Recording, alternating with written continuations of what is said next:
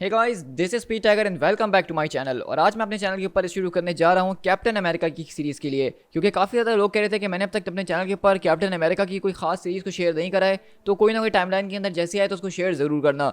तो ये basically captain America की सीरीज़ होने वाली है जो कि इस वक्त हमारी टाइमलाइन के अंदर आ रही है। और ये एक स्टोरी आर्क मैं शेयर करके आपके साथ एक एक्सपेरिमेंट करूँगा।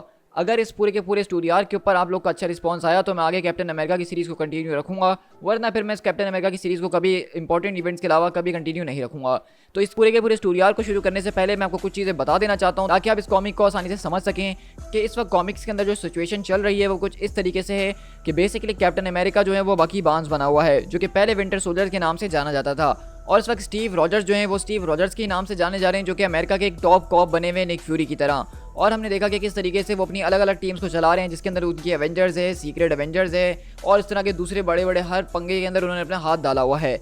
लेकिन अभी रिसेंट जो हमारी स्टोरी गई थी इससे पहले विंटर सोल्जर की, उसके अंदर हुआ कुछ इस तरीके से था कि बैरन ज़ीमो ने बेसिकली जो है यहाँ पे कैप्टन अमेरिका यानी कि बकी को फंसाने के लिए पूरी की पूरी दुनिया के सामने उसको बदनाम कर दिया था।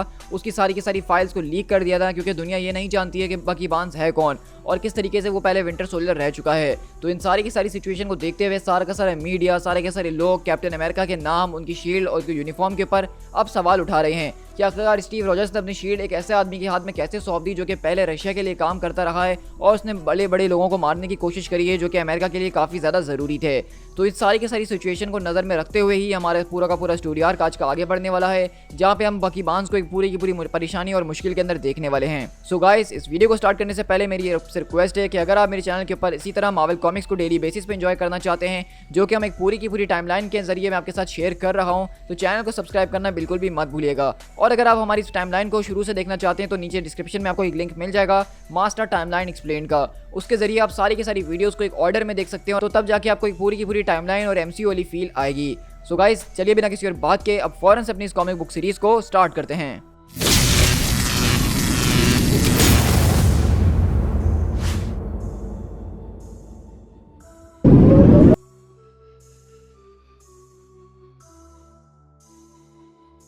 अब कहानी की शुरुआत हमारे पास न्यूयॉर्क सिटी एवेंजर्स टावर से होती है, जहाँ पे हम देखते हैं कि अचानक सारे के सारे लोग इकट्ठा हो जाते और कहते हैं, हॉकाई हॉकाई मॉकिंगबर्ड, जरा यहाँ पे, क्या आप कुछ स्टेटमेंट देना चाहेंगे? क्या आपको बकी बार्न्स की हिस्ट्री के बारे में कुछ पता था? कम ऑन हॉकाई, प्लीज हमसे कुछ शेयर कीजिए, हमें कुछ बताइए। क्या वाकई में आप एक गद्दार के साथ खड़े होना चाहते हैं? क्या हम आपकी खामोशी को हाँ समझें? तो वहीं से हॉकाई बोलता है, जरा एक मिनट, क्या कहा तुमने अभी भी? क्या तुम लोगों को जवाब चाहिए? मैं तुम्हें देता हूँ फ्रिकिंग जवाब। तो वहीं से मॉकिंगबर्ड बोलती है, क्लिंट देखो, सीरियसली हम इनसे बात करने की मुंह लगने की कोई ज़रूरत नहीं है। तो वहीं से सारे के सारे लोग एकदम पागल हुए हैं और अजीब और गरीब सवाल पूछ रहे हैं, क्या कैप्टन अमेरिका भी ऊपर यहाँ टावर के अंदर मौजूद हैं? क्या उनको लात मार के टीम से बाहर निकाला जा रहा है? और अभी तक स्टीव रॉजर्स ने इसके बारे में कोई स्टेटमेंट क्यों नहीं दी? क्या इसी तरह एवेंजर्स वाले सारे के सारे प्रेस को अवॉइड करते रहेंगे? और हम देखते हैं कि इसी तरह वहाँ पे हॉकाई काफ़ी ज़्यादा गुस्से में वापसी बिल्डिंग के अंदर आता है और कहता है कि ये सारे के सारे वुल्चर्स हैं, यू आर ऑल फ्रीकिंग वुल्चर्स। तो वहीं से मॉकिंगबर्ड बोलती है कि तुमने बहुत बढ़िया काम करा क्लिंट, सच में तुम्हारी ये वाली की पूरी फुटेज जब स्क्वाड टाइम्स के अंदर चलेगी तो तुम काफ़ी ज़बरदस्त लगोगे, काफ़ी ज़बरदस्त इडियट लगोगे। तो क्लिंट बोलता है कि अब जो होना था वो हो गया है, तुम जानती हो ना कि मुझसे ये सब बर्दाश्त नहीं होता है। और अगली बार हम देखते हैं कि बेसिकली यहाँ पे सारे के सारे एवेंजर्स टीम के अंदर एक मीटिंग हो रही है, जहाँ पे Tony Stark, Iron Man, Steve Rogers, the first Captain America, Natasha Romanoff, the Black Widow मौजूद है। और वहीं से हॉकाई बोलता है, तुम इसके बारे में जानते थे? मतलब तुम जानते थे कि बकी बार्न्स ही दरअसल विंटर सोल्जर है और उसने वो सारे के सारे काम किए जिसके बारे में नीचे लोग खड़े होकर उस पर इल्ज़ाम लगा रहे हैं, और तुमने कभी हमें बताने के बारे में सोचा भी नहीं?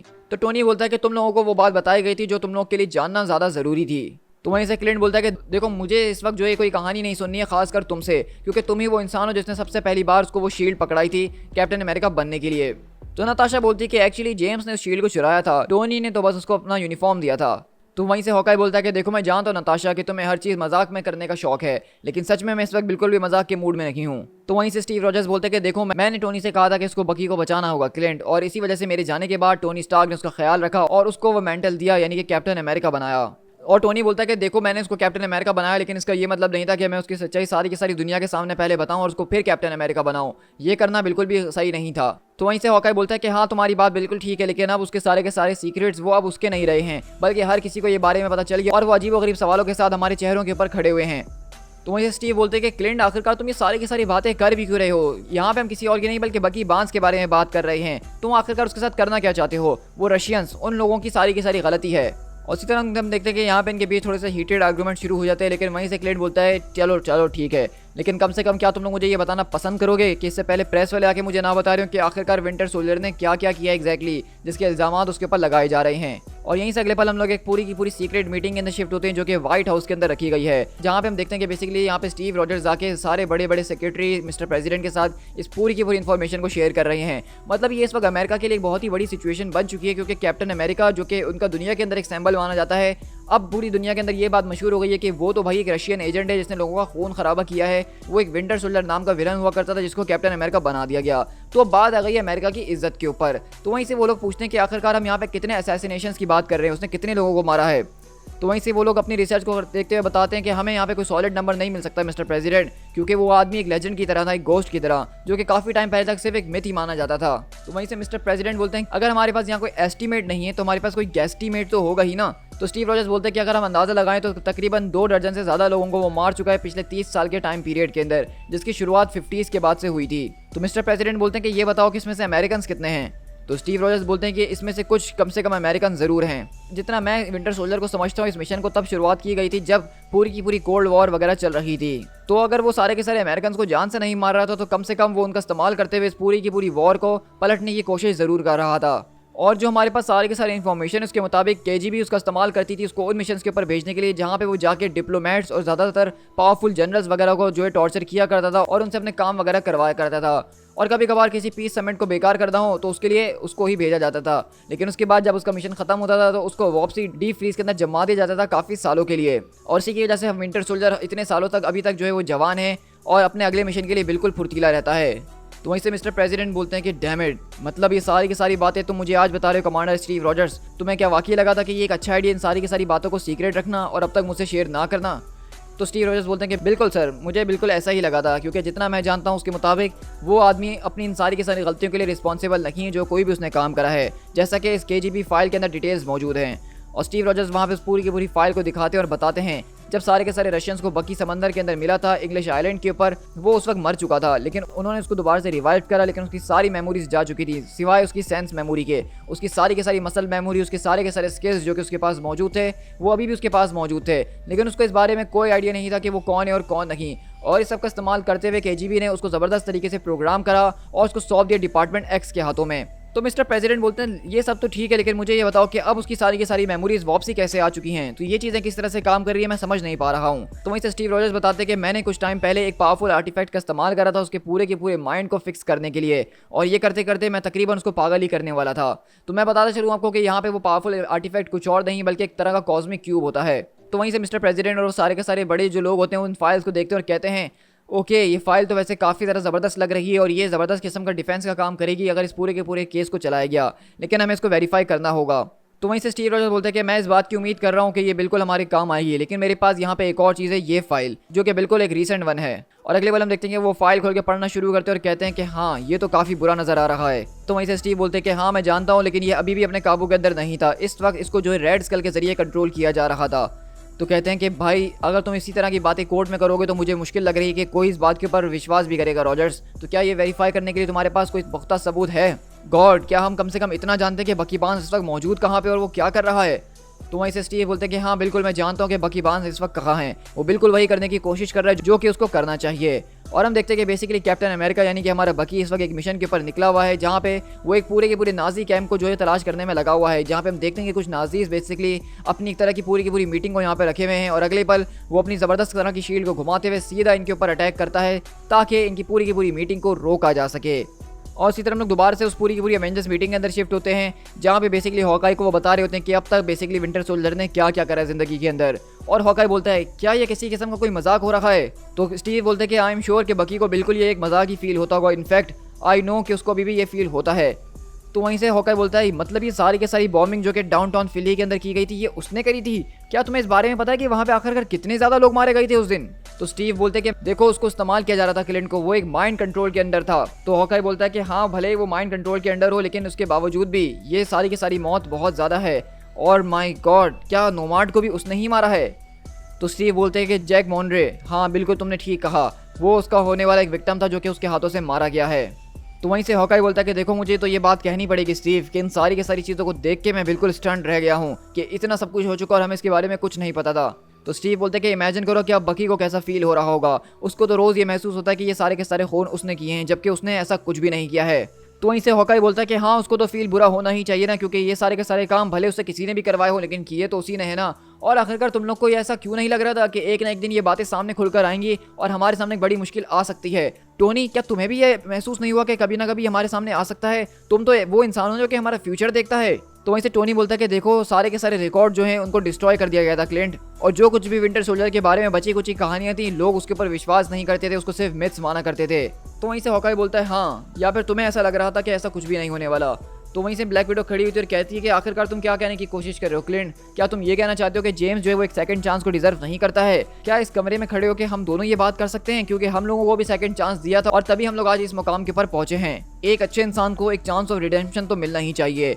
और इसी तरह हम यहाँ से कैप्टन अमेरिका के पास ही शिफ्ट होते हैं, जहाँ पे वो इन सारे के सारे नाजी मीटिंग के अंदर घुस के उनकी जबरदस्त तरीके से धुलाई वगैरह कर रहे होते हैं। और हम देख सकते हैं कि यहाँ पे बकी के पास जो कैप्टन अमेरिका वाले स्किल्स हैं वो किसी से कम नहीं है। और अगले पल वो सारे के सारे नाजीज को यहाँ पे लिटा देता है और कहता है warehouse full of new Nazi skin head 0, captain America 1। और अगले पल हम देखते हैं कि बेसिकली वो इन सारी की सारी मीटिंग्स के अंदर आके एक आदमी के बारे में सुराग ढूंढता है, जो कि दरअसल इनका लीडर है, जो कि मास्टर मैन के नाम से जाना जाता है। और वहीं से बकी बोलता है कि डैम इट, अभी तो यहाँ पे और भी बहुत ज़्यादा काम है जो कि करना बाकी है। इसी तरह हम दोबारा से व्हाइट हाउस के अंदर मिस्टर प्रेसिडेंट के पास शिफ्ट होते हैं, जहाँ पे स्टीव रॉजर्स बोलते हैं कि प्लीज़ सर, मुझे ऐसा करने के लिए मत कहिए। तो मिस्टर प्रेसिडेंट बोलते हैं क्या हुआ, अगर मैं तुम्हें कहूँ कि तुम्हें क्विट कर देना चाहिए तो क्या तुम मेरी इस ऑर्डर्स को मानोगे? तो स्टीव बोलता है कि हाँ, शायद मैं मान लूँ। और स्टीव रॉजर्स बोलते हैं कि आपने मेरी फाइल को पढ़ लिया होगा और आप जान चुके हैं कि लास्ट टाइम क्या हुआ था। तो मिस्टर प्रेसिडेंट बोलते हैं कि हाँ, लेकिन मैं इस पूरी की पूरी सिचुएशन को नहीं चाहता हूँ कि ये ज़्यादा एस्केलेट करे। तो वहीं से स्टीव रॉजर्स बोलते हैं तो फिर आपको जो है मेरे ख्याल से हाई रोड लेना चाहिए। तो वहीं से मिस्टर प्रेसिडेंट खड़े होते हैं और कहते हैं कि देखो, मैं इस बारे में श्योर नहीं हूँ कि इस वक्त मुझे ये डिसीजन लेना चाहिए। कम से कम इस पूरे के पूरे केस के अंदर इसको किस तरीके से इस्तेमाल करूँ, मुझे कुछ समझ में नहीं आ रहा है। तो वहीं से स्टीव रॉजर्स बोलते हैं कि आप इस वक्त यहाँ के प्रेसिडेंट हैं, आप जो चाहे वो कर सकते हैं। FDR ने नेमोर को जो है माफ़ कर दिया, जबकि उसने पूरे के पूरे मैनहट्टन सिटी को समंदर के अंदर डुबा दिया था। तो कहते हैं कि वो पूरा का पूरा मामला अलग था, क्योंकि नेमोर एक जगह का प्रिंस है जो कि एक पूरी की पूरी नेशन को रूल करता है। लेकिन इस वक्त हम बात कर रहे हैं कि अमेरिकन की, जो कि हमारे बीच रहता है और हमारा ही एक सोल्जर है। तो ये बात बहुत ज़्यादा अलग है। तो स्टीव रॉजर्स बोलते हैं कि आपने ठीक कहा, ये अलग तो ज़रूर है, लेकिन ये एक ऐसा सोल्जर है जो कि डिज़र्व करता है कि उसकी बात को सुना जाए, उसके ऊपर से सारे के सारे इल्ज़ामात को हटाया जाए और जो वो था उसको ना देखा जाए, बल्कि जो वो है उसको मायने रखा जाए। क्योंकि यहाँ पे सिर्फ मीडिया को अपनी रेटिंग के बारे में परवाह है, ना कि सच के बारे में। तो मिस्टर प्रेसिडेंट बोलते हैं कि वेल, अगर ऐसी बात है तो फिर हमें तुरंत उस जगह को तलाश करके निकालना होगा जहाँ पे हम सच को सामने लेकर आ सके। तो क्या तुम मेरा साथ दोगे अगर मैं तुमसे इस बात के लिए वादा करूँ?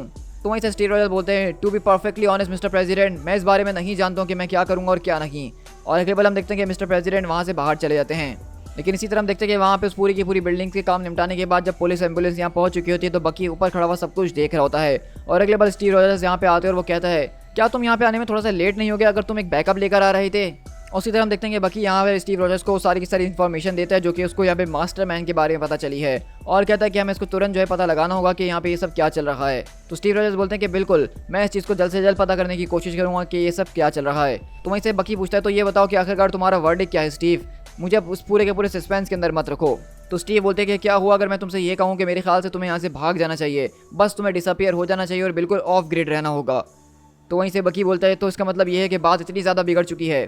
तो स्टीव बोलते हैं कि हाँ, मेरे ख्याल से बात इतनी ज़्यादा बिगड़ चुकी है क्योंकि अब ये सारा का सारा मामला सिर्फ तुम्हारे बारे में नहीं है, बल्कि इसके अंदर पॉलिटिक्स इन्वॉल्व हो चुकी है, पब्लिक ओपिनियन आ चुके हैं, मीडिया वाले शोर मचा रहे हैं, मतलब एक पूरी लंबी चौड़ी भगदड़ मच चुकी है। तो वहीं से बकी बोलता है और तुम्हें ये लगता है कि अगर मैं यहाँ से भाग जाऊंगा, अचानक गायब हो जाऊंगा, तो इससे चीज़ें बेहतर हो जाएंगी? क्या तुम्हें ये सुन के कुछ अजीब नहीं लग रहा कि कल जब हेडलाइन चल रही होगी कि नया कैप्टन अमेरिका अचानक गायब हो गया, मेरे ख्याल से इस स्टोरी के अंदर काफ़ी ज़्यादा पाँव लग जाएंगे और वो अपने अंदर ही बहुत ज़्यादा बिकेगी। तो वहीं से हम देखते हैं कि स्टीव गुस्से में कहते हैं कि डैम इट, मैं उस पूरे के पूरे जीमो को छोड़ूंगा नहीं अगर वो एक बार मेरे सामने आ जाए। तो वहीं से विंटर सोल्जर बोलता है कि इट्स ओके स्टीव, देखो स्टीव, अब ज़्यादा परेशान होने की ज़रूरत नहीं है क्योंकि मैं भी यही चाहता हूँ। तो स्टीव बोलते हैं कि नहीं, तुम मुझसे झूठ मत बोलो, तुम ये नहीं चाहते थे, बल्कि तुम एक आज़ादी वाली ज़िंदगी चाहते थे जिसका वादा मैंने तुमसे किया था। तो वैसे बकी बोलता है कि नहीं, कम ऑन, अब हमें इस बात को फेस करना ही होगा, मतलब जो कुछ भी मैंने गलती अपने पास के अंदर करी अब उसको फेस करने का वक्त मेरा आ चुका है। अब चाहे मैं कुछ भी करने की कोशिश करूँ, मैं उससे बार बार भाग नहीं सकता हूँ। और इसी तरह हम देखते हैं कि अगले पल यहाँ पे बकी बार्न्स यानी कि कैप्टन अमेरिका अपने आप को पूरे के पूरे पुलिस और फोर्सेस के हवाले सरेंडर कर देता है, यानी कि अब वो और नहीं भागेगा बल्कि अपने सारे के सारे सवालों का जवाब देगा जो कोई भी लोग उससे पूछना चाहते हैं। और उसी तरह हम देखते हैं कि बेसिकली यहाँ पे ये सारे के सारे प्रेस के अंदर बताया जा रहा होता है कि किस तरीके से फॉर्मर कैप्टन अमेरिका को अरेस्ट कर लिया गया है, अब उनके ऊपर पूरी लंबी चौड़ी कार्रवाई की जाएगी। और Steve Rogers the original captain America जो कि बकी बार्न्स के पुराने दोस्त रह चुके हैं, उनका कुछ ऐसा कहना है। तो वहीं से स्टीव रॉजर्स बोलते हैं कि बकी बार्न्स जो कि इस अमेरिका के होने वाले सबसे ज़्यादा फाइनेस्ट लोगों में से एक हैं, उनके ट्रायल को जल्द शुरू किया जाएगा और उसके बाद ये बात प्रूव हो ही जाएगी कि उसके अंदर हमें शक करने की कोई ज़रूरत नहीं है। और उसी तरह हम देखते हैं कि ये सारी की सारी न्यूज़ यहाँ पे एक प्रिजन के अंदर भी जो है चलाई जा रही होती है और सारे के सारे कैदी बैठ के ये न्यूज़ को देख रहे होते हैं। लेकिन इन सारे के सारे कैदियों के अंदर हम देखते हैं कि कोई और नहीं बल्कि सिन जो कि insane daughter of the Red Skull है, वो भी यहाँ पे मौजूद है इस पूरे के पूरे प्रिजन के अंदर। और वही सारी की सारी न्यूज़ देख के ज़ोर ज़ोर से हंस रही होती है। और वहीं से गार्ड्स आके बोलते हैं कि कम ऑन मेरी मदद करो इस पूरे के पूरे पागल को वापसी सेल में डालने की। To be continued.